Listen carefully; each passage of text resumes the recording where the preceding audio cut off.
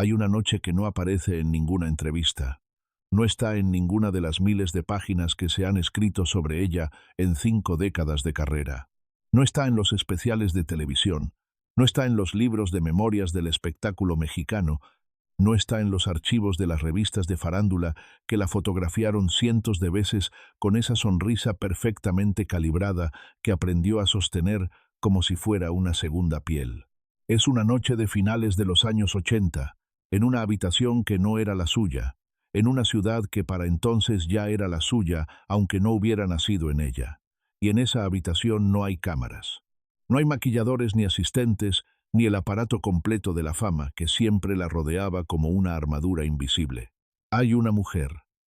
Hay un silencio que pesa más que cualquier palabra.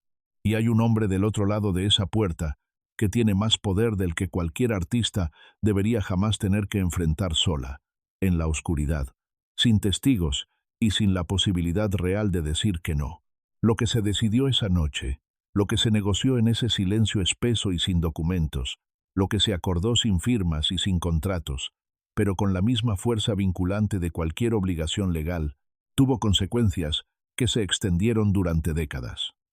Consecuencias sobre una carrera, consecuencias sobre un dinero que debería existir y que ya no existe de la manera en que debería existir, y consecuencias sobre una niña que nació en circunstancias que nadie eligió completamente y que creció en Miami, lejos de su madre, lejos de México, lejos de todo el aparato de la fama que definía la vida de la mujer que la había traído al mundo.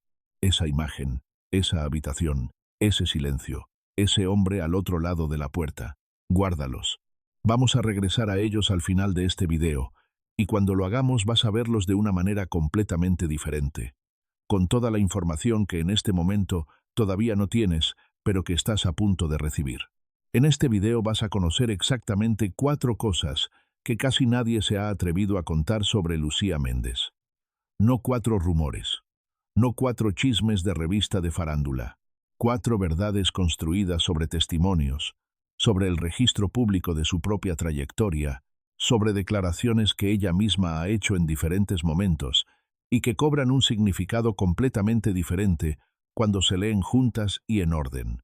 La primera tiene que ver con el origen, con la historia de infancia y de provincia que Lucía Méndez reescribió durante décadas de manera tan sistemática y tan deliberada que hoy resulta casi imposible saber dónde termina la persona real y dónde comienza el personaje que construyó para sobrevivir en una industria que devora a las que no saben construirse un escudo. La segunda, Si te gusta este contenido, suscríbete para no perderte ninguna historia oculta. tiene que ver con un presidente de México, con lo que esa relación representó para su carrera mientras duró, con las obligaciones que generó y con el precio que se siguió pagando mucho después de que el sexenio terminara y el hombre se fuera. La tercera es la más protegida, la que más personas cercanas a ella han intentado mantener fuera del espacio público durante más tiempo. Tiene que ver con su hija, con por qué esa hija creció en Miami y no en Ciudad de México, con las circunstancias que rodearon ese nacimiento y esa separación, y con lo que ese alejamiento le costó a una madre y a una hija, de maneras que ningún comunicado de prensa puede disfrazar del todo. Y la cuarta revelación, la más perturbadora de todas, es la que nadie con algo que perder va a confirmar públicamente, pero que está escrita con claridad en la trayectoria de los últimos 20 años de su vida. Lo que quedó de la fortuna de Lucía Méndez, quién la tiene hoy, cómo desapareció, bajo qué condiciones se movió y por qué una mujer que fue la actriz más taquillera de México durante casi 2 décadas necesita hoy aceptar proyectos que están muy por debajo de lo que su trayectoria debería garantizarle. Si abandonas este video antes del final, esa última revelación es exactamente lo que te vas a perder. Y es exactamente la que más personas vivas tienen interés en que no escuches. Avisaré cuando llegue cada una de las 4. No te muevas de aquí. Para entender a Lucía Méndez de verdad, no a la Lucía Méndez de las entrevistas, ni a la de las portadas, ni a la de los especiales de televisión, sino a la mujer real que existe debajo de toda esa construcción cuidadosa, hay que empezar por León, Guanajuato. Hay que empezar por la versión de León que ella nunca quiso que existiera en el relato oficial de su vida. No la versión bonita, no la versión de niña prodigio que descubrió su talento en el hogar amoroso de una familia unida y lo llevó al mundo con determinación y gracia. La versión real, que huele a cuero curtido porque León es la capital zapatera de México y en los años 50 ese olor era omnipresente, impregnaba las calles y las casas, y la ropa tendida en los patios, y el aire mismo, que se respiraba al despertar cada mañana en cualquier colonia de esa ciudad. Un olor de trabajo duro, de manos encallecidas, de hombres que salían antes del amanecer y regresaban después del anochecer, con el cuerpo agotado, y poco más que el cansancio para compartir en la mesa. María de la Luz Méndez Favela nació el 20 de enero de 1955 en ese León, en ese olor, en esa textura específica de vida que no tiene nada de glamorosa y que, sin embargo, o quizás precisamente por eso, produce a veces personas con una voluntad de salir que se convierte en el motor más poderoso imaginable. Su nombre completo tiene algo de profético que solo se puede ver desde la distancia.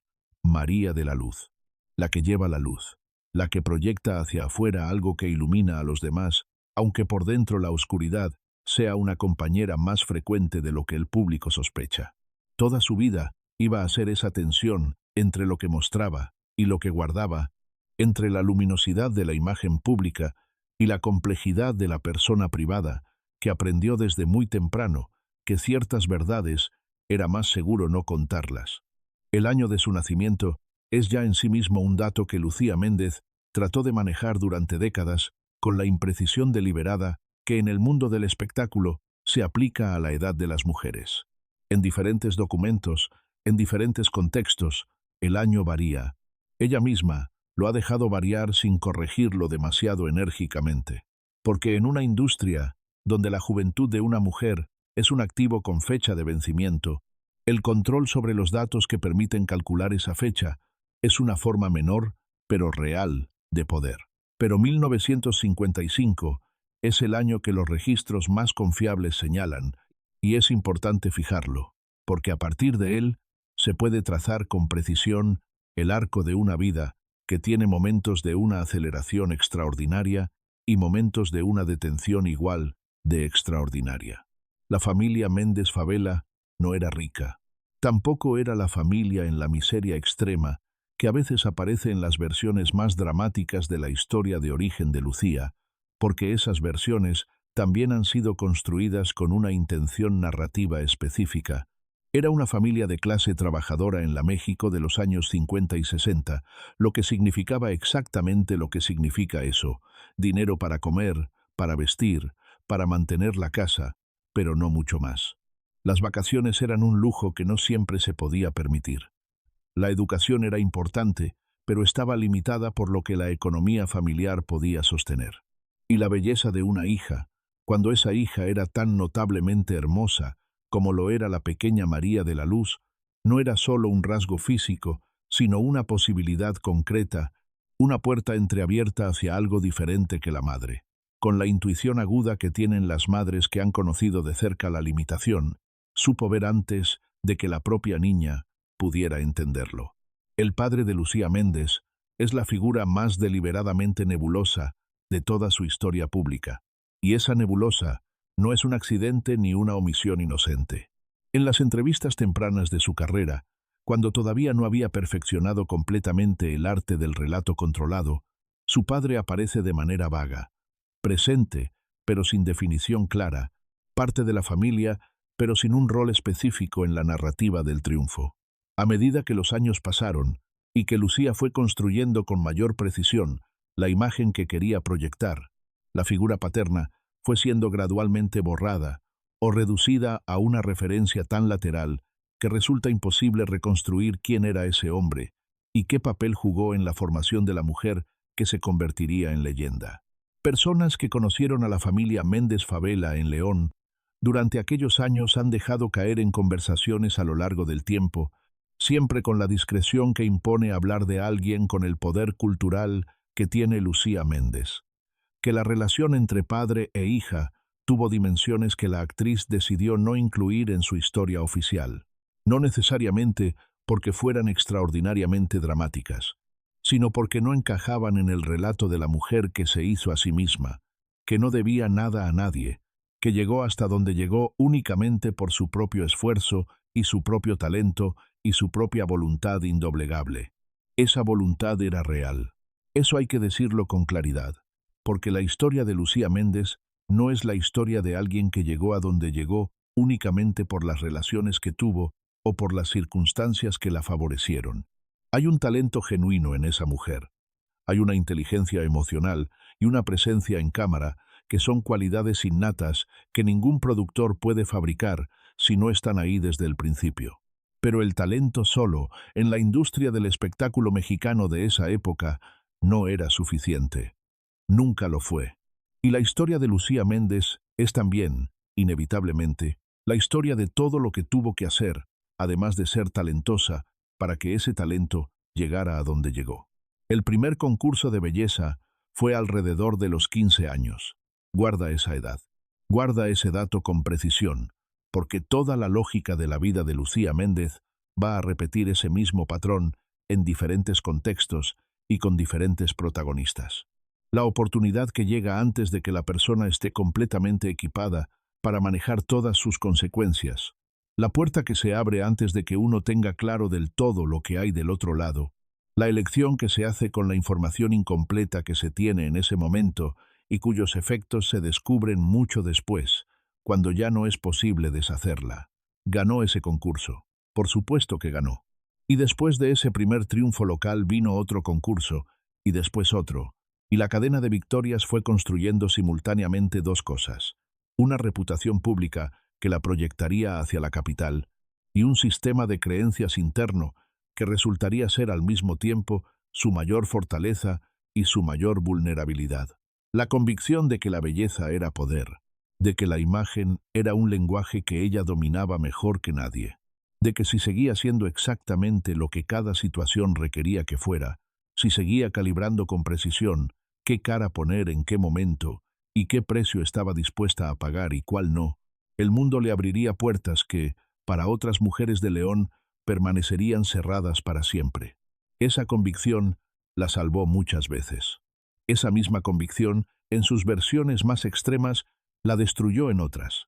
Llegó a la Ciudad de México siendo prácticamente una adolescente, con una edad que varía entre los 16 y los 17 años, dependiendo de cuál versión de su historia se consulte, y la ciudad la recibió con esa mezcla específica de fascinación y de depredación que siempre ha tenido con los que llegan de provincia, creyendo que el talento es suficiente para abrirse camino. La Ciudad de México de principios de los años 70 era un organismo vivo y contradictorio y enormemente complicado. Estaba procesando todavía el trauma profundo del movimiento estudiantil de 1968, la masacre de Tlatelolco, el horror de lo que el Estado había sido capaz de hacer a sus propios ciudadanos más jóvenes e idealmente comprometidos.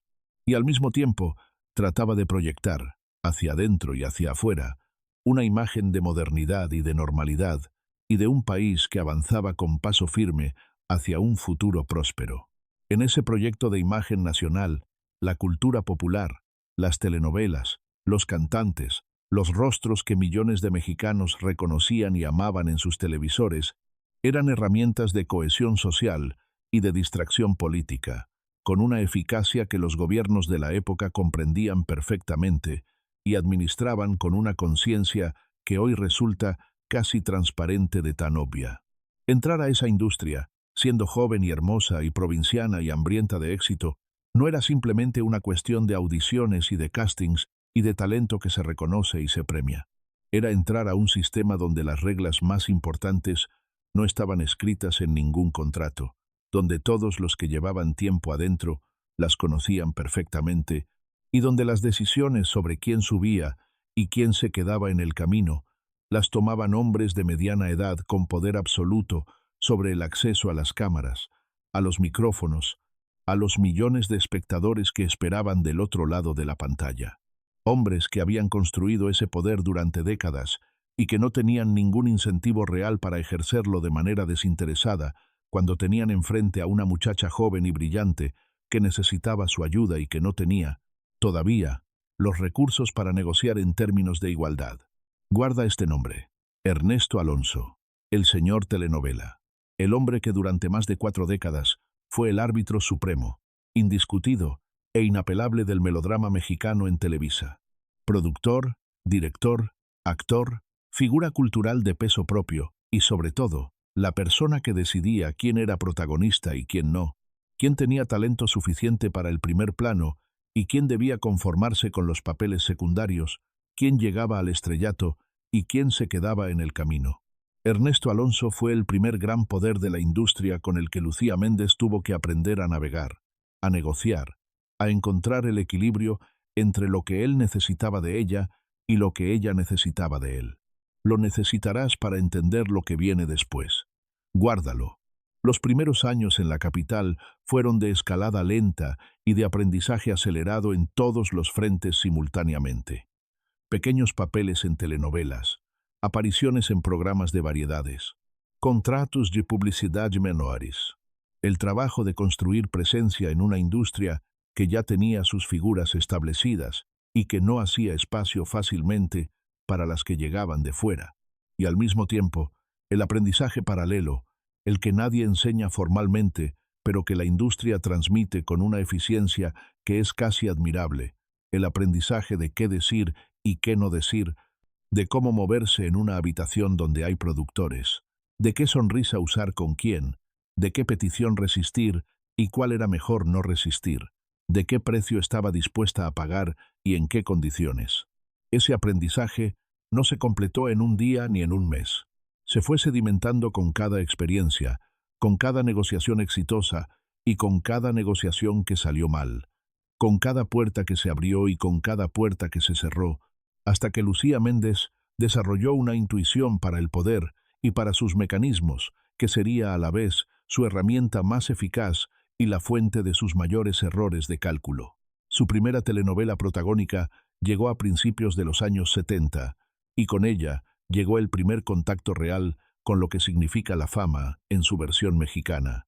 El reconocimiento en la calle, las cartas de admiradores, las portadas de revistas, la sensación de que millones de personas que nunca te han visto en persona sienten que te conocen de toda la vida.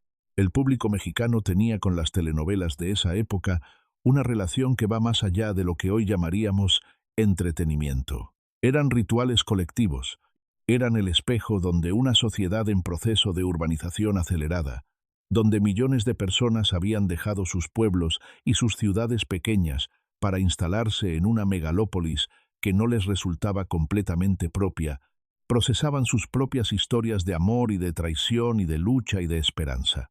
Y Lucía Méndez entendió ese espejo con una intuición que ninguna escuela de actuación puede enseñar porque no proviene de la técnica, sino de haber conocido de cerca la necesidad, de haber entendido en carne propia lo que es querer algo con una desesperación que a veces se convierte en el único combustible disponible.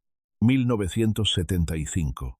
Lucía Méndez se convierte en una de las actrices más reconocidas y más queridas de la televisión mexicana. Su cara en todas las portadas, su nombre en boca de todos. Los ratings de sus telenovelas rompiendo récords que parecían inamovibles. 2000.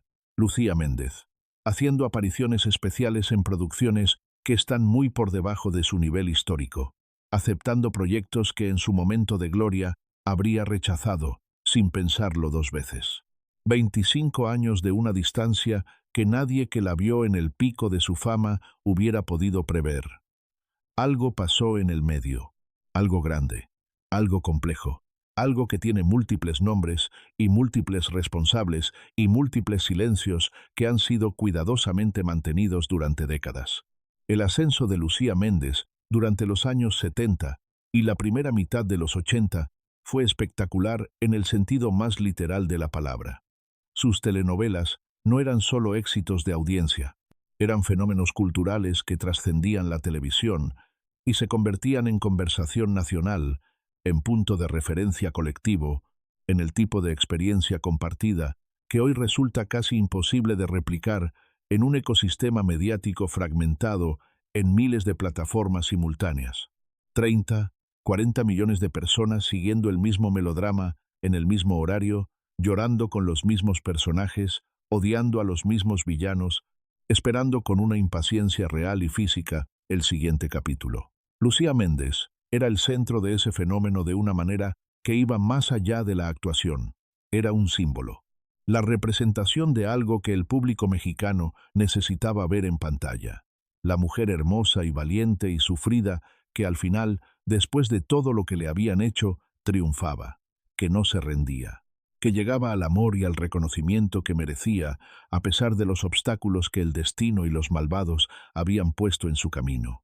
Había algo de autobiográfico en esa imagen que probablemente el público no sabía que era autobiográfico, pero ella sí lo sabía.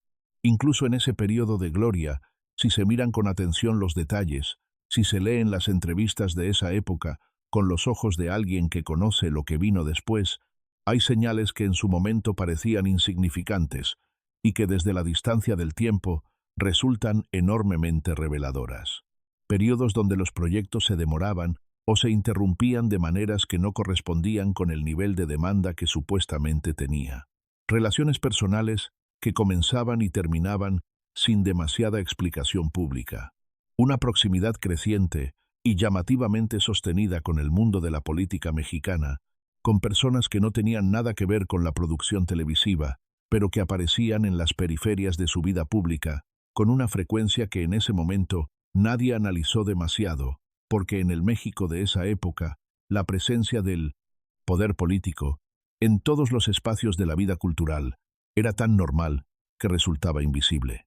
¿Por qué en determinados momentos de su carrera, cuando todo parecía ir perfectamente desde afuera, aparecían de repente decisiones que sus contemporáneas encontraban desconcertantes? ¿Por qué ciertos contratos que debería haber firmado no se firmaron, y otros que parecían menores se convirtieron en prioridades absolutas? ¿Por qué había hombres en ciertas reuniones que no eran productores ni directores ni nada que tuviera que ver con la televisión, pero que claramente tenían algo que ver con las decisiones que se tomaban sobre su carrera? ¿Qué conversaciones ocurrían fuera de los foros y de los sets que determinaban lo que ocurría dentro de ellos? ¿Por qué ciertas personas que la conocieron bien durante esa época, personas que hoy son adultos mayores con ya poco que perder profesionalmente, cuando se les pregunta directamente por ese periodo, responden con una cautela que no se justifica si realmente no hay nada que contar? Guarda esas preguntas. Las vamos a necesitar en unos minutos. Aquí viene la primera de las 4 cosas que casi nadie se atreve a contar sobre Lucía Méndez. Lucía Méndez no solo ajustó algunos detalles de su historia de origen, como hacen la mayoría de los artistas que llegan de provincias a la capital y necesitan construir una narrativa pública manejable. Realizó una operación de reescritura profunda, sistemática, sostenida durante décadas, sobre aspectos fundamentales de su historia personal que van mucho más allá de la ciudad de nacimiento o del año exacto de algún debut menor. Y el resultado de esa operación fue tan exitoso que hoy, 50 años después del inicio de su carrera, resulta genuinamente difícil separar lo que fue de lo que ella decidió que había sido. La versión oficial de Lucía Méndez presenta a una mujer que llegó de León con su talento y su determinación, que encontró en la industria las oportunidades que merecía, que navegó los obstáculos con inteligencia y con fuerza propia, y que llegó a la cima por méritos que son completamente suyos. Esa versión no es completamente falsa, pero es incompleta de maneras que importan. La parte que falta, la parte que fue deliberadamente omitida, o suavizada, o reencuadrada en un relato más conveniente, tiene que ver con el precio específico que se pagó, con las personas específicas a las que se les debió algo en diferentes momentos del ascenso, y con las decisiones que se tomaron no desde la libertad, sino desde la necesidad, y a veces desde el miedo. Hay entrevistas de Lucía Méndez, separadas por décadas, donde los mismos hechos básicos de su infancia y de sus primeros años en la capital presentan variaciones que no pueden explicarse simplemente por los fallos normales de la capital. Memoria. El nivel económico de su familia en León varía de entrevista en entrevista de maneras que siguen un patrón claro. se va ajustando hacia arriba o hacia abajo, dependiendo de qué audiencia está recibiendo el relato y qué imagen quiere producir en esa audiencia específica. Los detalles sobre su padre, cuando aparecen, cambian en tonalidad y en significado, de manera que parece responder a diferentes estrategias narrativas en diferentes momentos. Y hay un período específico de sus primeros años en la capital, un período que coincide aproximadamente con los años donde se estaban tomando las decisiones más importantes sobre el tipo de carrera y el tipo de vida que iba a tener, sobre el que la neblina es tan consistente y tan total que su consistencia misma es reveladora. Lo que esta operación de reescritura revela no es simplemente vanidad, aunque en el mundo del espectáculo la vanidad sería completamente comprensible y no merecería mayor análisis. Lo que revela es algo más urgente y más oscuro, el nivel de control sobre la propia narrativa que desarrolla alguien que aprendió muy temprano, en circunstancias muy específicas, que en esta industria quien controla su pasado, controla su presente y eventualmente controla lo poco del futuro que le queda por controlar. Eso no se aprende en los libros. Eso se aprende en habitaciones sin cámaras, en conversaciones que nunca se graban, en situaciones donde la vulnerabilidad que se muestra puede ser usada en tu contra de maneras que nadie va a poder probar después, pero que son completamente reales mientras están ocurriendo. Quizás tú también has sentido esa presión alguna vez, la de presentar una versión de ti mismo más ordenada y más coherente y más exitosa de lo que la realidad de lo que viviste permite. La de borrar de tu historia los capítulos que no encajan en el relato que necesitas construir para que ciertos ojos te vean de cierta manera. La de mantener una imagen frente a tu trabajo, o frente a tu familia, o frente a personas cuya opinión importa por razones que no siempre son completamente racionales, que no refleja del todo lo que pasa por dentro. Hay algo profundamente humano en esa necesidad, pero hay también un precio que se paga cuando esa necesidad se vuelve el modo de operación permanente, cuando el personaje público se vuelve tan sólido y tan detallado que la persona real ya no sabe con certeza dónde termina uno y dónde comienza el otro. Ese precio, Lucía Méndez lo pagó, de maneras que estamos a punto de explorar con más detalle. Lucía Méndez tiene una frase que ha repetido a lo largo de toda su vida pública, con diferentes palabras en diferentes momentos, pero siempre con el mismo núcleo, siempre con la misma intención. La frase es: yo siempre he sabido quién soy. Es su ancla, es su declaración de principios. Es lo que dice cuando alguien se acerca demasiado a los territorios que no quiere que nadie explore. Guarda esa frase. La vamos a necesitar varias veces más.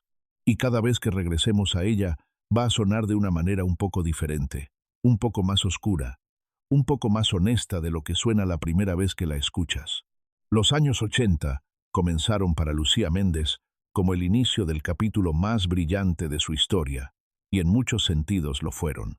Sus proyectos de esa época son los que todavía hoy se citan cuando se habla de los grandes hitos de la televisión latinoamericana.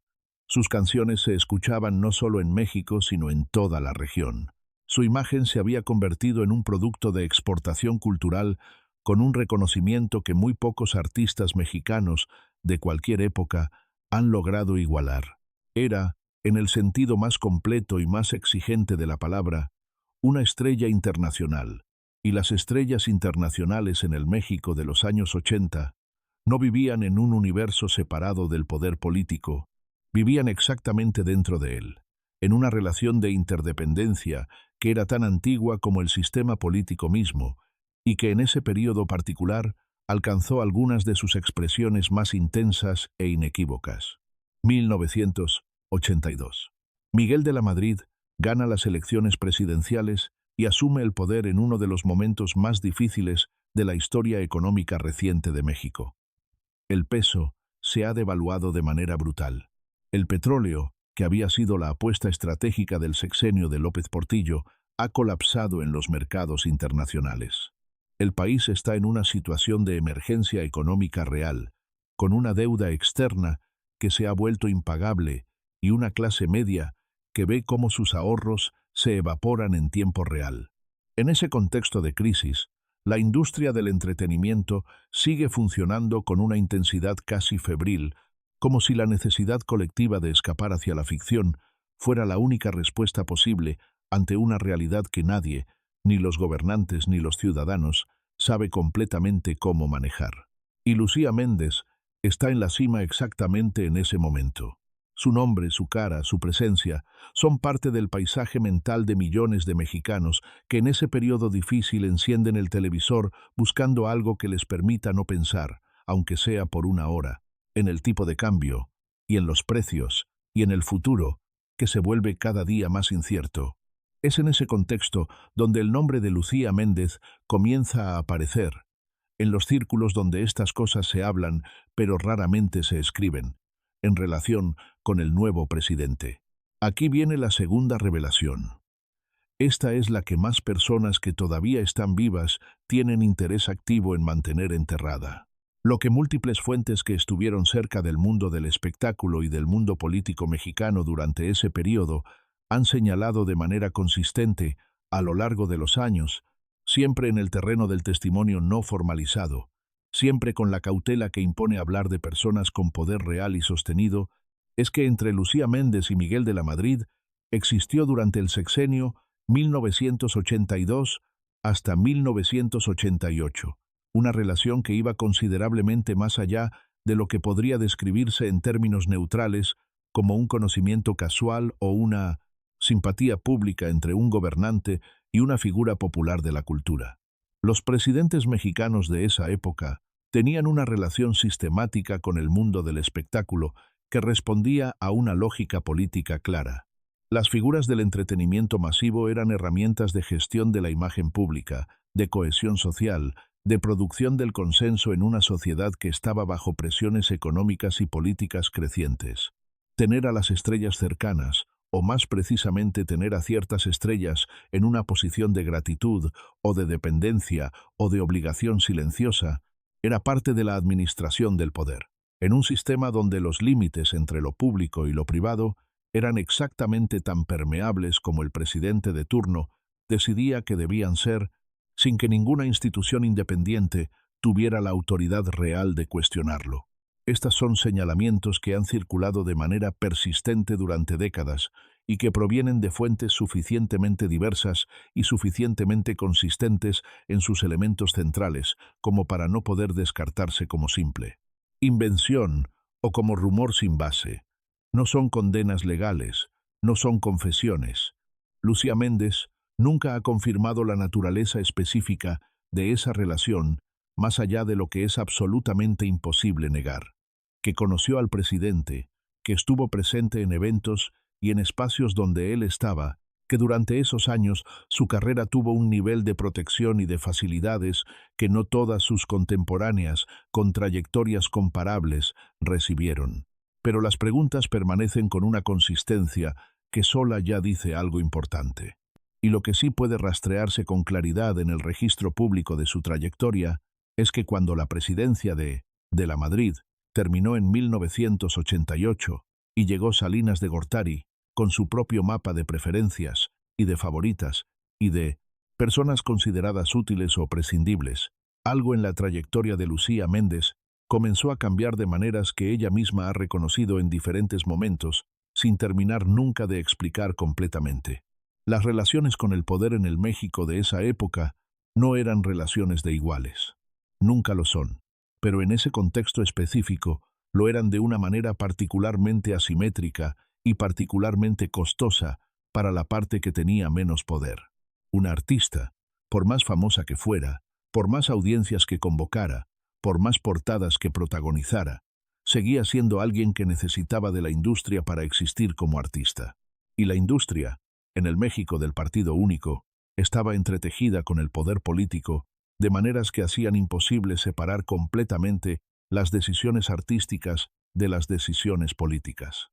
Esto significaba que estar en una posición de proximidad con el presidente no era solo un privilegio, era también una dependencia, era también una obligación, era también una vulnerabilidad específica que se activaba exactamente en el momento en que el presidente cambiaba, o en que la relación se enfriaba, o en que las circunstancias que la habían generado dejaban de existir.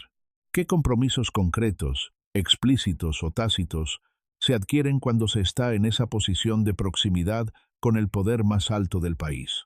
¿Qué significa para la identidad y para la autoestima de una mujer tener que navegar ese tipo de relación durante años? Tener que calibrar constantemente qué puede decir y qué no puede decir, qué puede hacer y qué no puede hacer, qué partes de sí misma puede mantener como propias y cuáles debe poner al servicio de una dinámica que no controla del todo.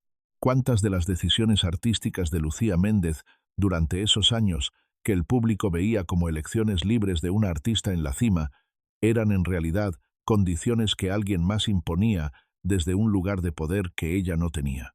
Manera real de ignorar. ¿Y qué pasa con una persona, con su sentido de sí misma, con su capacidad de confiar en su propio criterio, cuando durante años ha tenido que operar en un sistema donde su valor dependía parcialmente de lo que otros decidían que valía? Guarda esas preguntas. Todas son importantes.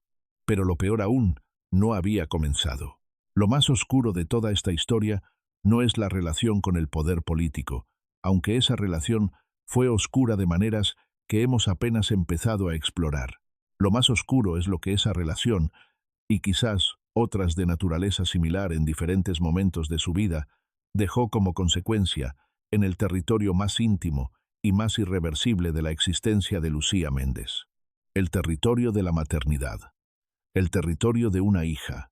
El territorio de una separación que fue geográfica en la superficie y que en el fondo era algo completamente diferente.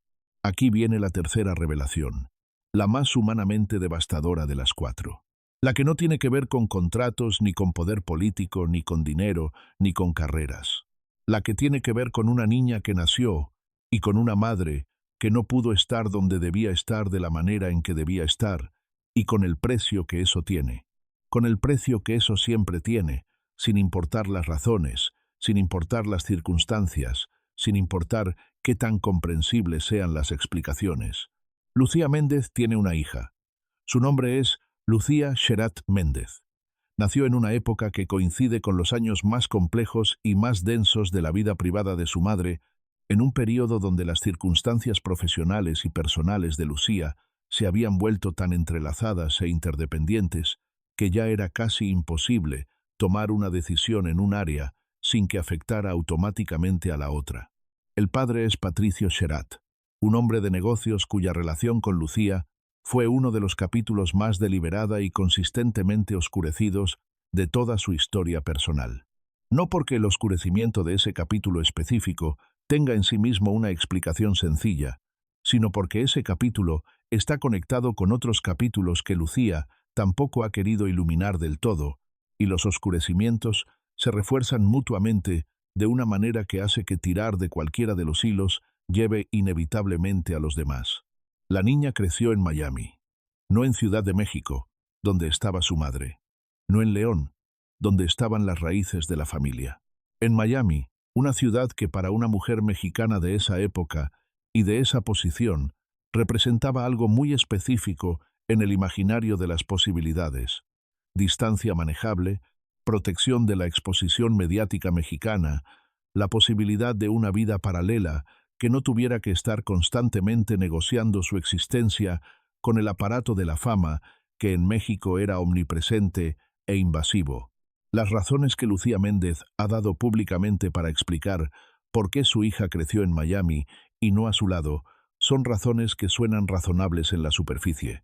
Mejor educación, más opciones, un ambiente diferente. Son el tipo de razones que se dan cuando la razón real es más complicada de explicar en una entrevista de 10 minutos con un periodista que no conoce el contexto completo y que, en cualquier caso, está más interesado en el escándalo que en la comprensión. Personas que estuvieron cerca de Lucía durante ese periodo, personas que la conocían fuera de las cámaras, en la vida cotidiana que existe detrás de la imagen pública, describen una situación considerablemente más compleja que una decisión logística sobre calidad educativa. Describen a una mujer que vivía en un estado permanente de negociación entre lo que quería como madre, lo que sentía como madre, lo que habría elegido como madre si hubiera podido elegir desde la libertad y lo que le era posible como artista, en una posición de dependencia de poderes que ella no controlaba del todo, y que tenían sus propias ideas sobre cómo debía verse y qué debía mostrar y qué debía mantener fuera de la vista pública. Una artista en esa posición, con esa visibilidad, con esas relaciones con el poder político y con la industria del espectáculo, no podía simplemente anunciar un embarazo y esperar que todos los actores relevantes en su vida lo recibieran con neutralidad. Los embarazos en las actrices protagonistas de esa época en la televisión mexicana eran negociaciones, eran problemas de producción, eran variables que los productores y en ocasiones otros tipos de interesados consideraban que tenían derecho a opinar, a condicionar, a administrar. No estamos hablando de una época medieval. Estamos hablando de México, en los años 80 y principios de los 90, cuando las relaciones de poder entre los hombres que controlaban las instituciones y las mujeres que dependían de esas instituciones para existir profesionalmente eran exactamente lo que cualquier persona honesta y con ojos en la cara admitiría que eran: relaciones profundamente asimétricas, donde la voluntad de una mujer, por más talentosa y por más famosa que fuera, siempre estaba condicionada por la voluntad de alguien con más poder institucional que ella.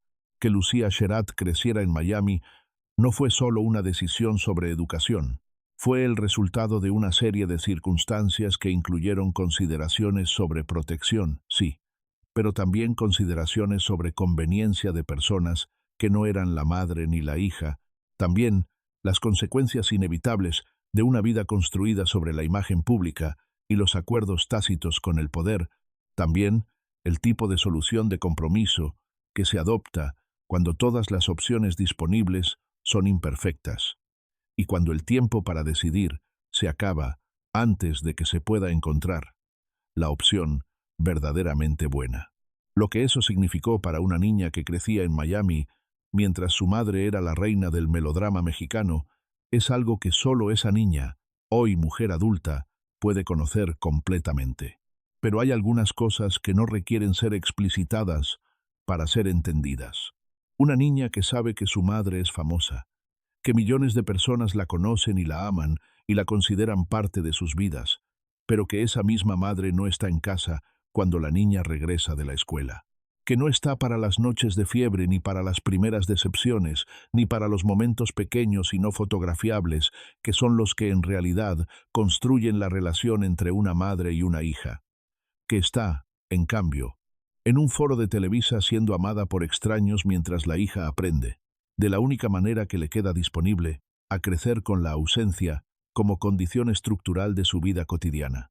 Hay una declaración que Lucía Méndez hizo en algún momento de los años 90, cuando su hija ya era adolescente y la relación entre ellas estaba en proceso de encontrar una forma que ninguna de las dos había podido construir durante los primeros años.